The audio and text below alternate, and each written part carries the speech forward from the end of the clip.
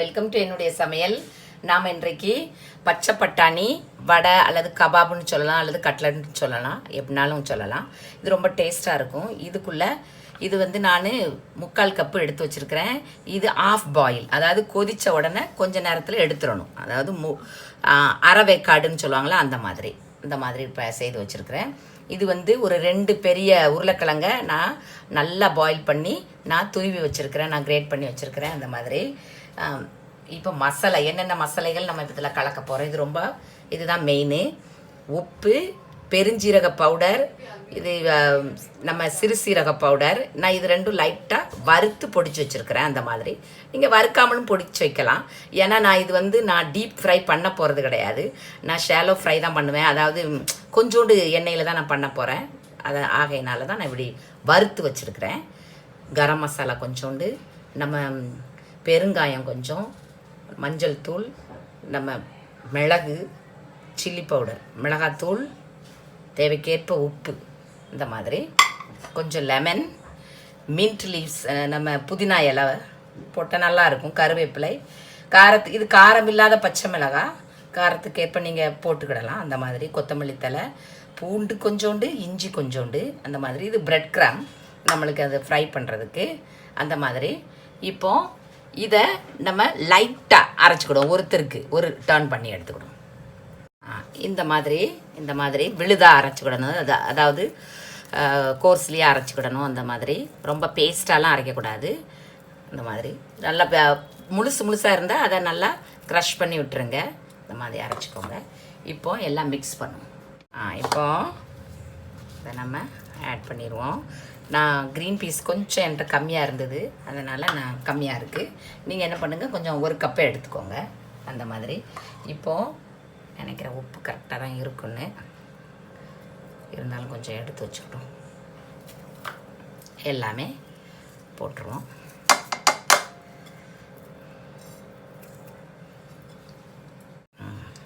இப்போ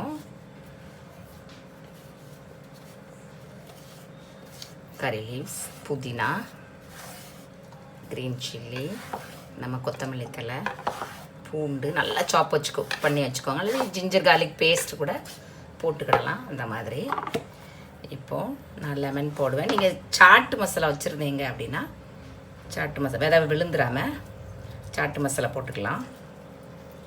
இப்போ இதை நல்லா நம்ம மிக்ஸ் பண்ணி எடுப்போம்.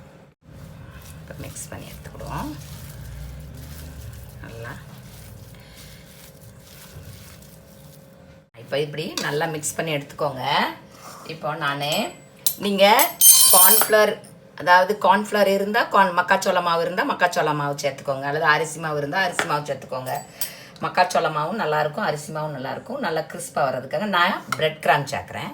கொஞ்சோண்டு, கொஞ்சம் அதிகமாக வேண்டாம், ஒரு டேபிள் ஸ்பூன் அளவு சேர்த்துக்கிடுவோம்.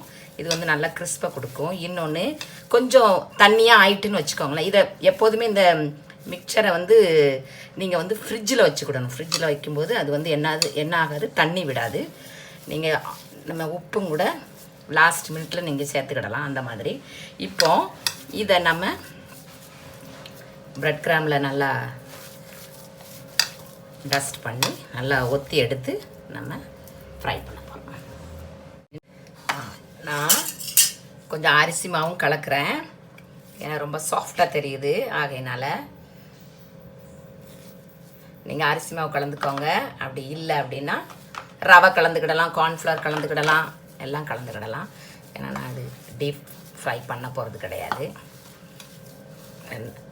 நல்லா பைண்ட் ஆகணும், அதாவது நல்லா டைட்டாக கட்டியாக இருக்கணும். அந்த மாதிரி பிரெட் கிராமும் சேர்த்துக்கோங்க, இதுவும் நல்லா டேஸ்ட்டாக இருக்கும், நல்லா கிறிஸ்பாக வரும். இந்த மாதிரி கூட கொஞ்சமே சேர்த்துக்கிடுவோம்.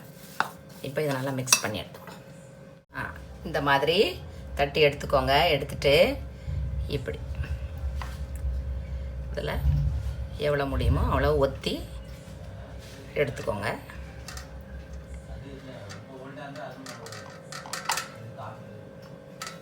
இப்படியெல்லாம் செய்து வச்சுக்கிடும்.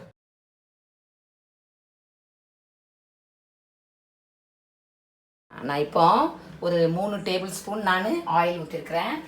நல்லா ஓரளவு சூடாக இருக்குது. அந்த மாதிரி இப்போ இந்த மாதிரி நீங்கள் போட்டு எடுத்தேன்.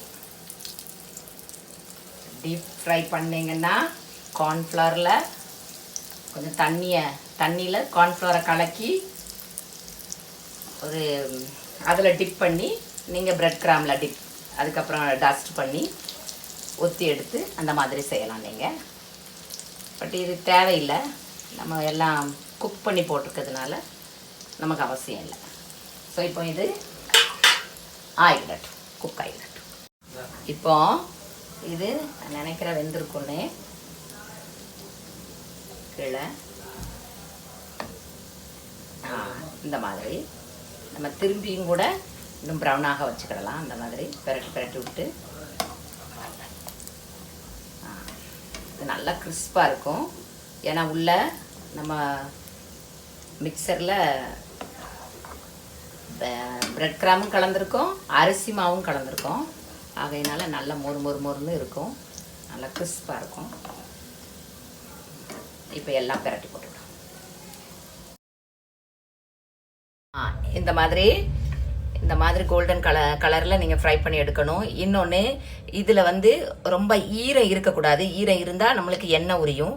நீங்கள் அரிசி மாவோ நம்ம கார்ன்ஃப்ளவரோ நம்ம அரிசி மாவு கார்ன்ஃப்ளவரோ நீங்கள் சேர்க்கும்போது அதிகமாக எண்ணெய் உரியாது. இந்த மாதிரி நீங்கள் பேப்பரில் வச்சு இதை எடுங்க. நான் அரிசி மாவும் கலந்துருக்கிறேன், பிரெட் கிராமும் கலந்துருக்கிறேன். இப்போ இது ரொம்ப டேஸ்ட்டாக இருக்கும் குழந்தைங்களுக்கு. நம்மளுக்கு சட்னி அவசியம் கிடையாது, ஆனாலும் நான் வச்சுருக்கிறேன். புதினா சட்னி அந்த மாதிரி சட்னி நல்லா இருந்தால் நல்லாயிருக்கும், ரொம்ப டேஸ்ட்டாக இருக்கும். சும்மாவும் சாப்பிடலாம், ஈவினிங்க்கு டீ கூட சாதத்தோடையும் சாப்பிடலாம். இது வரைக்கும் பார்த்ததுக்கு ரொம்ப நன்றி. ப்ளீஸ் சப்ஸ்கிரைப் பண்ணுங்கள். தேங்க்யூ ஸோ மச் ஃபார் வாட்சிங்.